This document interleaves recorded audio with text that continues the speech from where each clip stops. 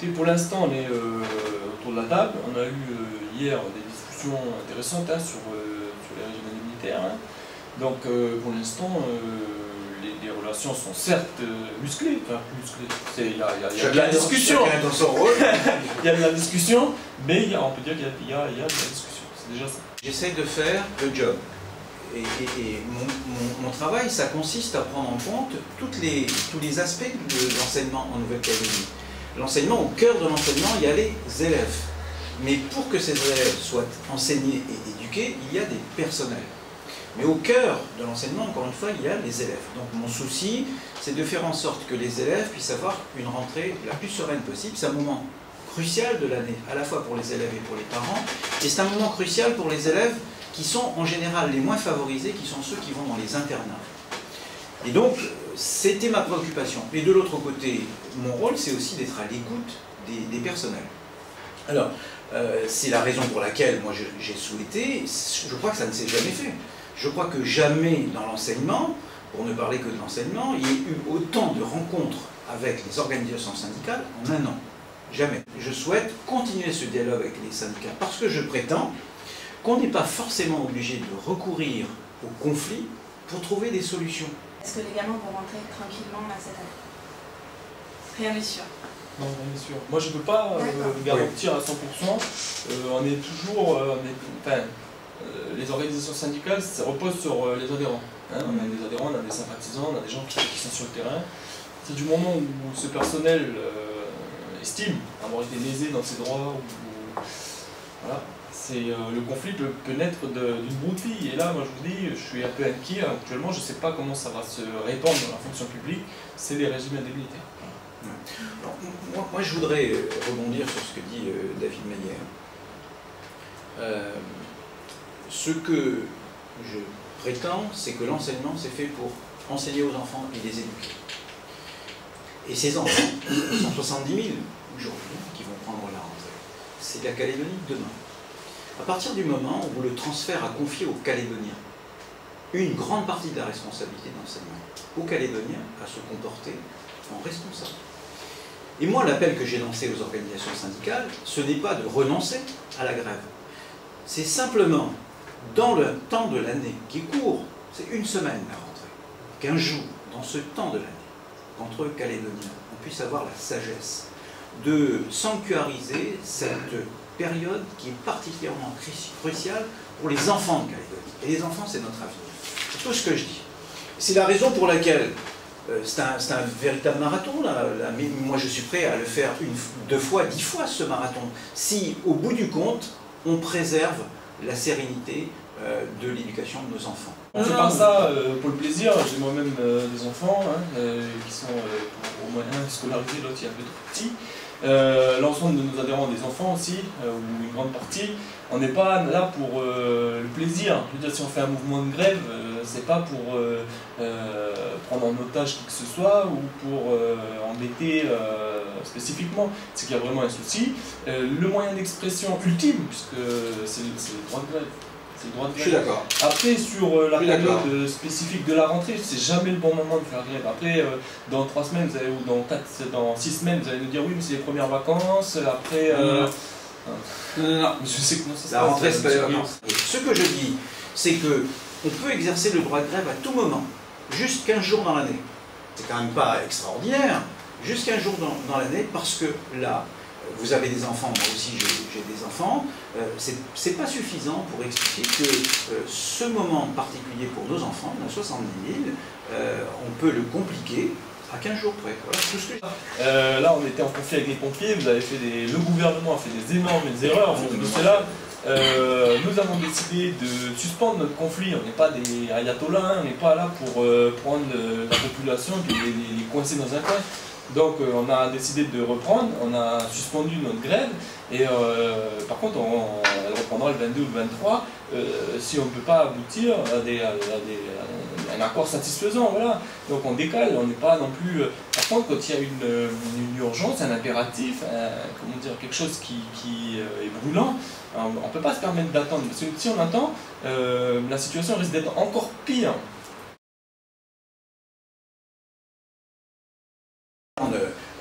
Le le transfert, ça a changé beaucoup de choses, et la gestion des personnels, à laquelle nous sommes associés, a changé énormément. Pas un peu, énormément. Aujourd'hui, chaque décision qui est prise dans ce domaine forcément doit avoir l'aval de l'État. Donc, pas grand-chose à changer. Si l'État dit non, c'est non, quoi. La marge de manœuvre de la Calédonie est à la marge. D'abord sur le fond, parce que moi je ne peux pas laisser dire que le transfert n'a rien changé. Quand même, nos élus ne sont pas des niais, ils ont voté le transfert, ils ont demandé le transfert. Le transfert a tout changé. Simplement, les élus, en 2009, lorsqu'ils ont voté le transfert, ont demandé à l'État de conserver tout ce qui relève de la qualification, la qualité de l'enseignement, et ça comprend à la fois la délivrance des diplômes, l'organisation des examens, les programmes et les qualifications requises pour enseigner. C'est la Nouvelle-Calédonie qui l'a demandé. En conséquence de quoi, l'État conserve à la fois ses compétences et a dit à la Nouvelle-Calédonie, les personnels, on va continuer à les payer. Et on vous propose, pour faire simple, une mesure exceptionnelle dans la République, puisque c'est la seule mise à disposition de ce type qui existe dans la République. On va vous mettre globalement et gratuitement 4500 personnels à disposition. Je vous rappelle que l'État dépense 80 milliards en Calédonie pour l'enseignement. Alors, lorsque David Meyer dit « ça n'a rien changé », le sentiment qu'il exprime, c'est juste pour la gestion des personnels. Mais enfin, l'enseignement, c'est pas que ça. L'enseignement, je le rappelais, c'est d'abord les enfants. Les personnels sont là pour éduquer et enseigner les enfants. Le but de cette politique publique, c'est bien les enfants. Et les enfants, ils vivent dans des établissements, ils ont une vie scolaire, ils ont une santé scolaire. Or, il faut revenir sur ce qu'est le transfert. Avant de dire c'est un échec ou c'est une réussite. Le transfert, je le rappelais, c'est tout ce qui ne concerne pas la qualité de notre enseignement, c'est-à-dire les bâtiments, la vie scolaire et la santé scolaire.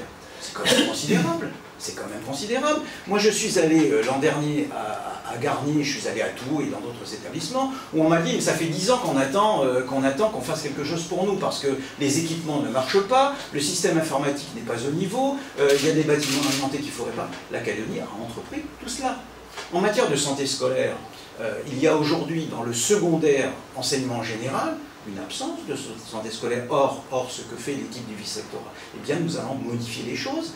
Et le ministère a accepté la création d'un poste de médecin. C'est la première fois dans l'histoire de l'enseignement en Nouvelle-Calédonie qu'il y aura un médecin attaché au vice-rectorat.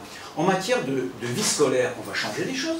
Lorsqu'on a lancé le dossier, par exemple, donc ce n'est qu'un exemple, de création d'une cité scolaire pour Baudou, Escoffier et Lapérouse, qui va changer le fonctionnement à la fois de l'enseignement, de la sécurité, de l'hébergement, de la nourriture des enfants.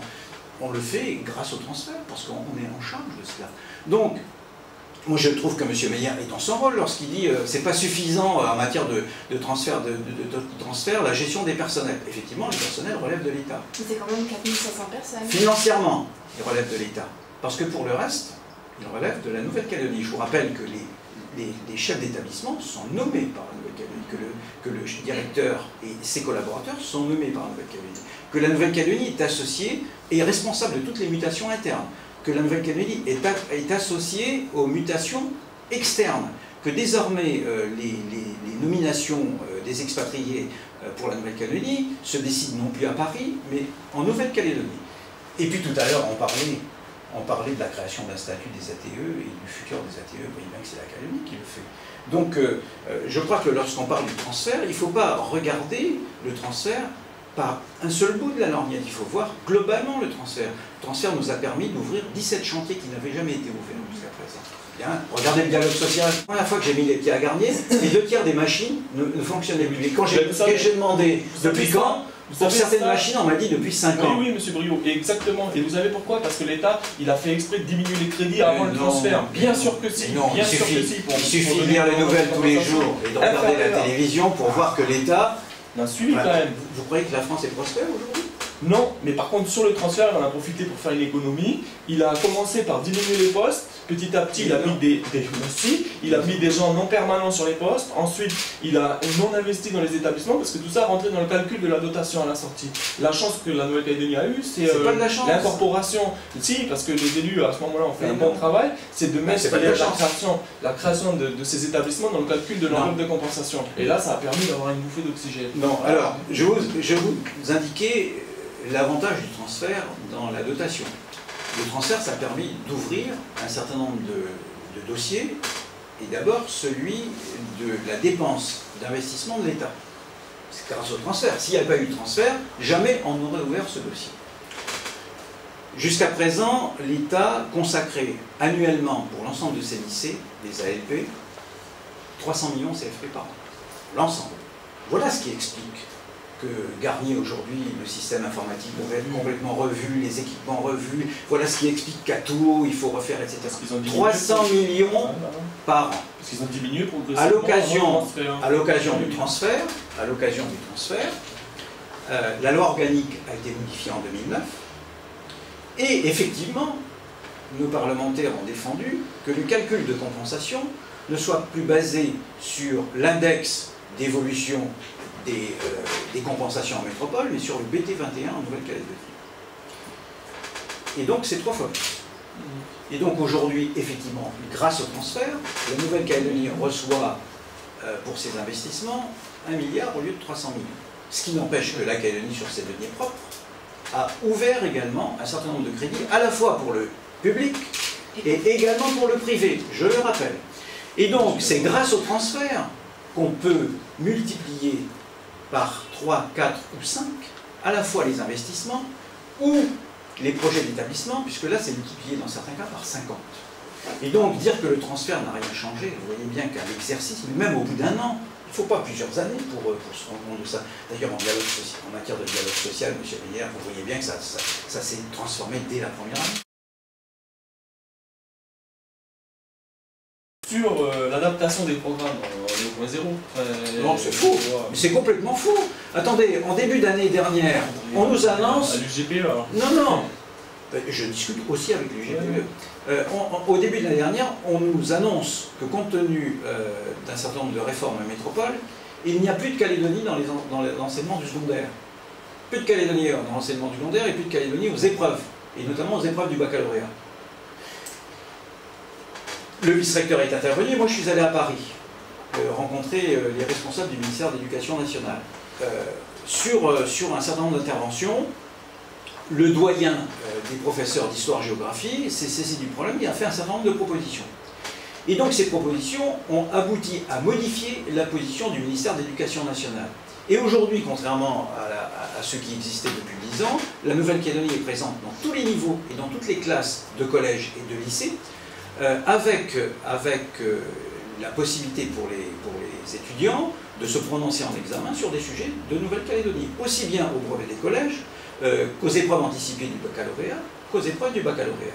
Et là, en l'espèce... Oui, non, mais M. Meyer peut penser des choses. Moi, j'ai vécu de l'intérieur. J'ai vécu le moment où on m'a dit, où le directeur général des enseignements, vice-recteur, m'a dit, M. Brio, voilà, je suis très ennuyé, et la Calédonie va disparaître, notamment des programmes, des programmes et des épreuves du baccalauréat anticipé du baccalauréat. Donc j'ai vécu ce moment, et moi j'ai vécu également toute la suite, jusqu'à la publication du programme qui a restauré l'enseignement de la Nouvelle-Calédonie en histoire-géo dans ces conditions-là. C'est pas un conte de fées de l'histoire. C'est louable, mais je pense que c'est pas lié au transfert. Enfin, je veux dire que... Mais comment c'est pas lié au transfert? Ça a été transféré ou pas, il y aurait des... Mais non, mais pas du tout. Pas du tout.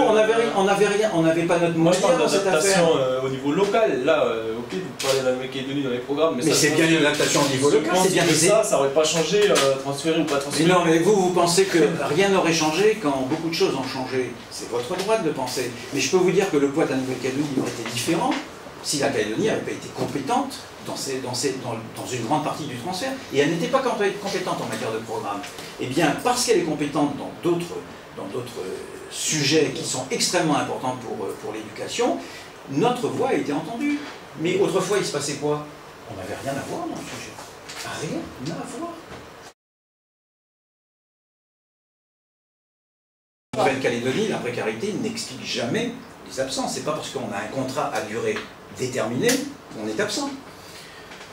Il y a donc effectivement un plan de résorption de la précarité au niveau des maîtres auxiliaires, ce qui donne des résultats remarquables, puisque les résultats ont été parmi les meilleurs de la République avec l'ensemble des personnels qui ont reçu un soutien de la Nouvelle-Calédonie, que la Nouvelle-Calédonie a payé, ça a coûté 70 millions, mais pour résorber cette précarité, notamment dans les personnels enseignants. Que dit l'État?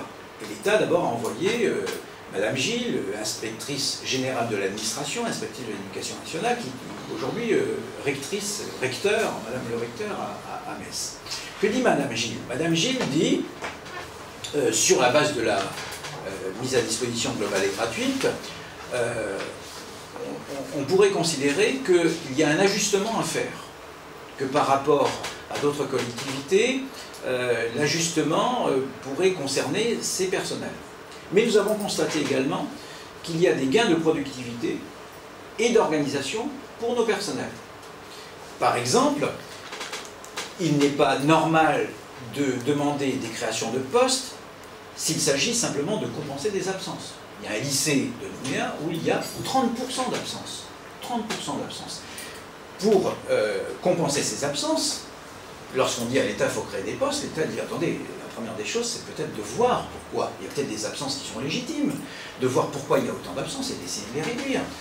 Lorsqu'il y a des personnels qui n'ont pas tout à fait la compétence pour exercer leur métier, l'État dit essayez d'optimiser leur travail et apportez-leur une formation. Et donc cet ensemble de recommandations de l'État, nous les avons mises en chantier.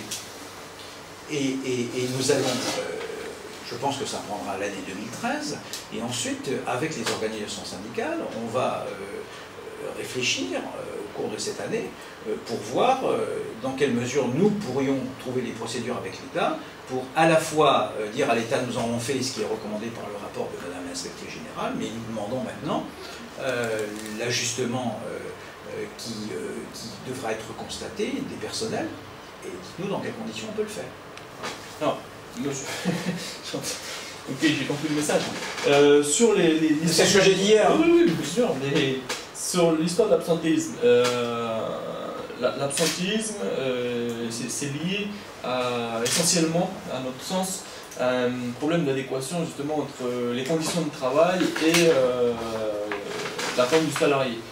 On le voit, certains disent ouais, c'est les conditions d'accès à la maladie, c'est honteux pour les fonctionnaires et tout ça. Ça c'est dans la doctrine, puisque dans les services publics, par exemple à la province sud, on a des taux d'absentéisme extrêmement faibles, extrêmement bas. Je pense qu'en Calédonie, peu d'entreprises ont des taux d'absentéisme aussi bas. C'est même pas je pense, c'est que c'est une certitude, puisque je travaille également dans le secteur du dialogue social et on compare un peu les chiffres.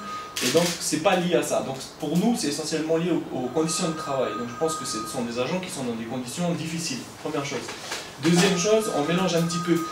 Quand je parle de personnel dans les internats, je ne parle pas de TOS ou TEC ou ATE-NC. Hein. C'est deux catégories différentes. Et là, en l'occurrence, ce sont des surveillants qui manquent. Et nous demandons le recrutement de surveillants, de recrutement supplémentaire pour ouvrir ces places. Il y avait eu la même situation à Jules Garnier, depuis ça a été à notre connaissance corrigé, mais on avait la même situation où à Jules Garnier, des enfants ne pouvaient pas rentrer en hébergement parce qu'il manquait des surveillants. Donc ça, nous, on ne veut plus que ça se reproduise. Il faut que, maintenant que la Calédonie est compétente, 100% des possibilités d'hébergement soient ouvertes. Voilà, je suis d'accord avec M. Mélière. Et sauf que l'État, il reste, c'est lui qui dit oui ou non, malgré que la Calédonie a ce besoin. Voilà, donc, le but n'est pas de stigmatiser les personnels. Le but, c'est de faire en sorte que ces personnels rendent le service au profit des enfants. C'est toujours le point central de la préoccupation. Alors, on va analyser tout ça, mais en concertation avec les organisations syndicales, bien entendu. Et moi, j'espère qu'on pourra avoir très rapidement des pistes de réflexion pour améliorer les choses. On a un problème pour nous, syndicats, d'effectifs de surveillants. À mon sens, tout le monde a la Calédonie de mettre des surveillants en plus. par contre, c'est l'État qui dira oui ou non, quoi. Donc, c'est toujours l'État, le transfert, il a l'État pas qui changé. paye. C'est l'État qui paye, comment Du coup, comme je disais tout à l'heure, la marge de manœuvre est très fine hein, pour la Nouvelle-Calédonie. Il n'y a pas beaucoup. Si l'État, bon là, nous on pense et on affirme qu'au Grand Nouméa, il y a des places disponibles pour des enfants, mais il manque du personnel pour surveiller. Et qu'aujourd'hui, on a tout un étage du Grand Nouméa qui est vide, parce qu'il n'y a pas de personnel. L'État, il va dire oui ou non. C'est l'État qui paye le personnel. Et que c'est l'État qui, on appelle ça les volumes d'emploi. C'est l'État qui décide du volume d'emploi en Nouvelle-Calédonie. Et donc ça me paraît évident. Ça nous pose des gros problèmes. Parce que là, sur le Grand Nouméa, comme vous disiez que les enfants n'en ont rien à faire, et tout, presque. Hein, non, on est capable de partir en grève pour ouvrir des places. On estime. On n'est pas en conflit là. Oui, non, on n'est pas en conflit, mais on est capable de partir en grève pour dire on veut ces postes pour ouvrir les places. Ouvrir les places pour les enfants. Oui, et dans ces cas-là, vous dites aux internats, aux internes, vous restez chez vous. Vous pouvez décaler votre demande de 15 jours. On va pas partir là pour. Ça sera décalé de 15 jours, on va pas partir pour la rentrée. Mais par contre, on est prêt à se mobiliser. Par contre, nous, on va se mobiliser, mais l'État va nous dire attendez, vous êtes compétent, c'est la Nouvelle-Calédonie. Et la Nouvelle-Calédonie va dire ah, ben ouais, moi je peux rien faire, c'est l'État qui paye. Ah, donc il y a quand même c'est le serpent qui se mord la queue, chacun se rejette la balle. Mais non, attendez, c'est pas le serpent qui se mord la queue. Les personnels qui relèvent de l'éducation sont payés par l'État. On ne peut pas dire à l'État, qui en plus a quelques problèmes, nous ce qu'on voudrait, c'est que vous créiez tel et tel poste dans tel établissement, tel et tel poste dans tel établissement. C'est pas aussi simple que ça, on peut le dire. Et d'ailleurs, par exemple, en matière de santé scolaire, nous avons dit à l'État, il n'y a pas de médecin au vice-rectorat, il est important qu'il y en ait un parce qu'on souhaite, nous, développer la santé scolaire parce qu'on est compétent, mais on demande que l'État paye. L'État a accepté l'ouverture d'un médecin. Donc l'État n'est pas complètement, sourd à nos demandes. Le grand débat, c'est une contribution importante. C'est pas la seule, puisqu'il y a eu, entre guillemets, d'autres grands débats, des grandes réunions avec des rapports extrêmement étoffés, établis par des experts depuis une dizaine d'années. Il s'agit là du projet éducatif. Et le projet éducatif, il concerne en particulier 3 secteurs du gouvernement. Le secteur de la formation professionnelle, le secteur de l'enseignement primaire, et c'est ainsi aujourd'hui, le secteur de l'enseignement secondaire et le secteur de l'enseignement supérieur. Mettez-y une partie du budget. Aujourd'hui, on assiste à quoi? On assiste au fait que la discussion qui a duré 1 an, elle est, à la demande de la commission de l'enseignement, restituée au gouvernement. Moi, je suis prêt à y apporter ma contribution. Mais je ne suis pas seul dans cette affaire. En revanche, dans le projet éducatif, aussi bien d'ailleurs que dans le vaste problème des rythmes scolaires, qui là aussi relève de plusieurs portefeuilles. Il y a des sujets qui sont importants et on peut étudier, faire avancer la discussion sur un certain nombre de sujets, et notamment lorsque ça peut relever du secteur que j'anime. Moi, j'ai demandé en particulier une étude plus fine sur les transports scolaires. Les transports scolaires, c'est un élément important à la fois du système éducatif calédonien, mais également des rythmes scolaires.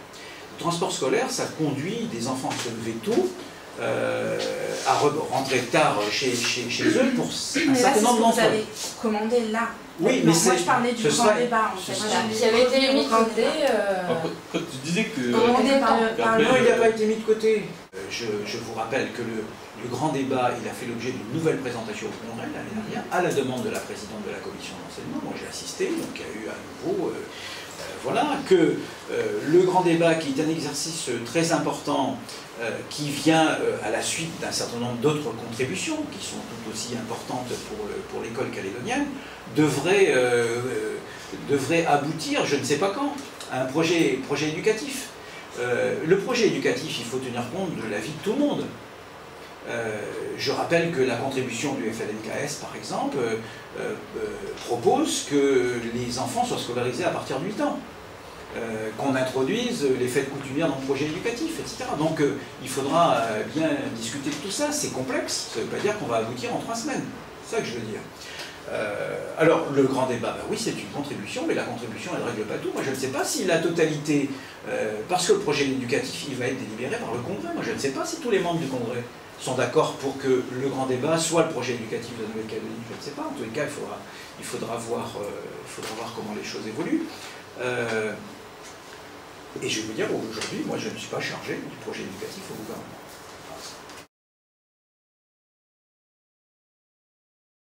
Dans l'air du temps, on va dire qu'actuellement il y a une discussion sur le calendrier scolaire, donc on est passé à 7 semaines, 2 semaines, il y a des aménagements nécessaires sur la journée de travail qui avait été proposée et vous réfléchi. Je pense que ça c'est la priorité actuellement, parce qu'on a modifié déjà, on est passé à 7 semaines. À l'époque où on avait validé ce calendrier 7 semaines, 2 semaines, l'organisation syndicale, au moins notre, avait dit ok on y va, mais par contre il faut adapter rapidement la journée et peut-être même le contenu du programme, parce que la journée c'est une chose, mais est-ce que les programmes sont pas trop lourds, est-ce qu'il ne faut pas réfléchir aussi au contenu du programme, et ça aujourd'hui ça démarre pas. M. Briot dit qu'il y a un travail qui est fait sur le transport, ça c'est capital, parce que sur Nouméa on se rend peut-être moins compte qu'en Cambrousse. Il y a quand même les gens du monde. Oui, Mont-d'Or, exact. Mais nous où on est frappé, c'est surtout dans l'intérieur où les gamins ils font beaucoup de transport quand même. Donc là-dessus il y a une vraie, il y a une nécessité, mais il faut réfléchir sur le contenu et peut-être, de la journée et le contenu des programmes. Ça c'est important. Primaire surtout, essentiel. Disons que l'uniforme, effectivement, il y a eu des discussions en interne au niveau de la fédération. Pour l'instant, je pense que c'est un peu comme dans la population en interne, on n'a pas le consensus pour l'instant. Voilà. Il y a des discussions, mais on n'a pas une position aujourd'hui et dire oui ou non. On est sur un questionnement. C'est quelques exemples, c'est pas une généralisation, il y a quelques, je ne sais pas combien d'écoles, je n'ai pas fait le compte. Il y en a 4 sur Nouméa. 4 sur Nouméa, 4 sur Bourail. Bon, vous savez, il y a 34 000 élèves du primaire qui vont prendre leur cours, donc une expérience intéressante. Moi j'ai été interrogé, d'ailleurs c'est peut-être vous qui m'avez interrogé, en ce qui concerne le secondaire. Il y a un principe qui est fondamental dans le fonctionnement du secondaire, c'est le principe d'autonomie des établissements. Chaque établissement, collège ou lycée, a un conseil d'administration qui réunit l'ensemble des acteurs, qu'il s'agisse des personnels enseignants, des personnels qui ne sont pas devant les élèves, les parents d'élèves, les collectivités, etc. Et donc cette autonomie des établissements, elle est gérée par un conseil d'administration. Et donc ce que j'ai dit, c'est que, évidemment, il n'appartenait pas au membre du gouvernement de donner telle ou telle orientation ou de prendre telle ou telle décision, qui n'est pas de son ressort d'ailleurs, et que le principe d'autonomie faisait que les établissements devaient décider. Et c'est le meilleur. David Meyer a dit quelque chose qui est important. Il ne faut pas que ce soit imposé. Il faut qu'il y ait un consensus sur ce sujet. Alors, vous avez vu des problèmes qui peuvent surgir. Je crois que c'est le collège de Magenta qui a décidé d'avoir une tenue. Et puis on apprend qu'il n'y a plus assez de t-shirts, etc. Donc vous voyez que c'est une affaire, il ne faut pas faire un coup de com' là-dessus, c'est quelque chose qu'il faut préparer et je crois qu'il faut rechercher le consensus. En tous les cas, moi ma position a été de dire, principe d'autonomie des établissements, il faut que dans les conseils d'administration il y ait le plus grand consensus possible, que les parents soient d'accord en particulier, et puis une fois que la décision est prise, allons-y quoi.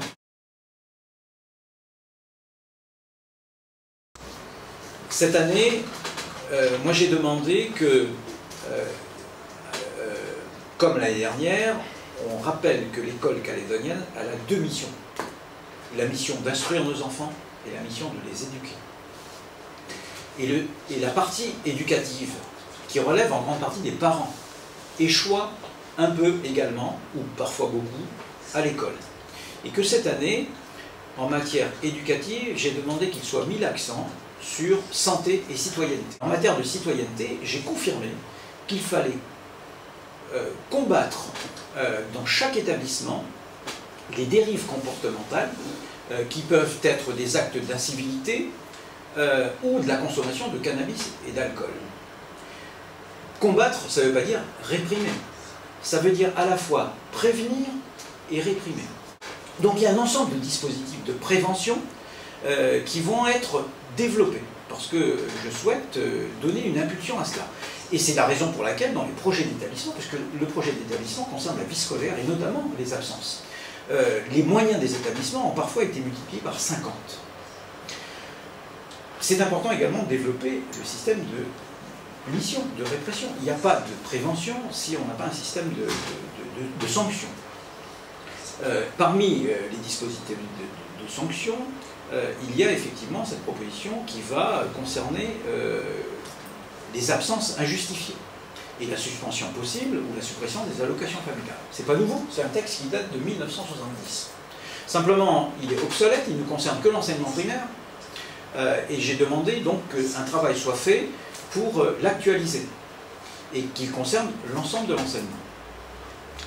Le dispositif prévoira qu'après toutes les ultimes démarches, c'est vraiment le dernier, ce sera une application peut-être rare, mais le dernier échelon pour tenter de sauver l'élève, parce qu'il s'agit de sauver un élève, il pourra être prononcé sur la demande des chefs d'établissement, validé par le vice-recteur, etc., tout examiné par l'assistance sociale, la suspension des allocations familiales. Et encore, lorsque l'élève revient, il est compensé la perte d'allocation familiale. C'est donc un dispositif qui vise à essayer de sauver les enfants dont l'éducation et l'enseignement sont menacés parce qu'il est en dérive et il est absent. Ce texte, il devrait être sur mon bureau à la fin du mois de février. Évidemment, le plus important pour moi sera d'entreprendre un circuit de concertation avec les parents d'élèves, avec les enseignants, avec les organisations syndicales. Ça prendra le temps que ça prendra. Et puis, s'il y a consensus sur le dispositif, nous le proposerons au Congrès. S'il n'y a pas consensus, c'est bien, la question se pose. Je ne vais pas me prononcer comme ça. Par contre, ce qui est sûr, M. Bruy a parlé de périscolaire, de développer l'accompagnement. Ça, c'est à notre sens une des priorités importantes des prochaines années. Le transport scolaire, l'hébergement, parce qu'aujourd'hui on a une capacité mais carrément très très insuffisante, je ne sais pas comment l'exprimer, tellement c'est criant d'hébergement, de solutions d'hébergement, aussi bien dans le Nord que sur le Grand Nouméa, puisque dans le Nord aussi les enfants sont bien souvent mis en internat, hein. C'est presque la règle. Hein. Voilà, donc il faut vraiment accompagner, peut-être aussi également, dans le personnel de surveillance, on a trop souvent tendance à penser que ce sont que des surveillants. Dans leur statut, c'est aussi des éducateurs, il faudrait leur faire confiance à tout ce personnel pour mettre en valeur leur capacité à encadrer ces jeunes, développer tout un système du soir et d'accompagnement. Donc il y a tout un, comme dit M. Briot, c'est la sanction, ça c'est une certitude, à notre sens c'est vraiment la dernière étape, si de la sanction. Le périscolaire, à notre sens, transport, hébergement, ça c'est les vraies priorités, et accompagnement, c'est-à-dire aide aux devoirs, tout ce qui permet à l'élève d'être dans une situation correcte. Aujourd'hui, dans le Grand Nouméa, il y a des enfants qui vivent dans des squats, qui sont obligés d'aller dans les squats puisqu'il n'y a pas de solution d'hébergement, donc ils sont hébergés par la famille et vont à l'école dans des conditions très très compliquées, hein, quand c'est Grand Nouméa.